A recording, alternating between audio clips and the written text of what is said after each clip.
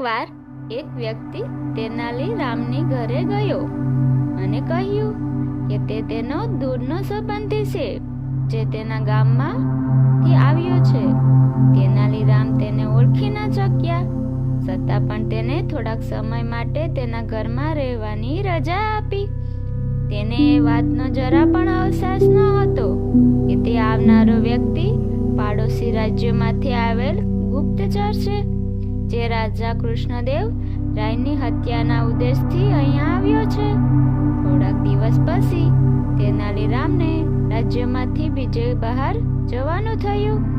તેને એક સારો પ્રસંગ માનીને તે ગુપ્તચર તેનો ઈરાદો પૂરો કરવાનો તરત જ નિર્ણય લીધો.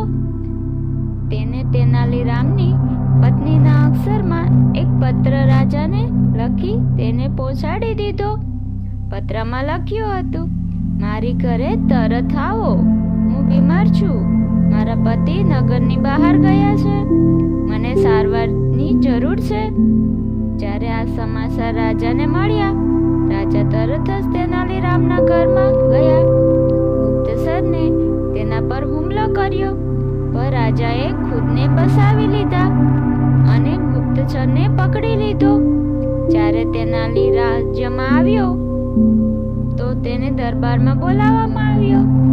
તેનાલીના આવવાથી રાજા ખૂબ ક્રોધિત થયા અને બોલવા લાગ્યા, આ ગુનો છે. તે તારા ઘરમાં એક ગુપ્તચરને રહેવા દીધો છે.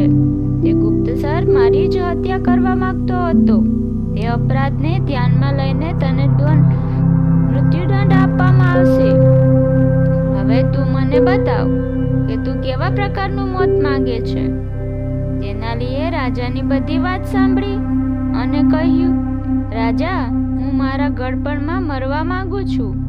આ સાંભળી દરબારના હાજર રહેલા બધા લોકો અને ખુદ રાજા હસવા લાગ્યા અને તેનાલી રામને માફી આપવામાં આવી.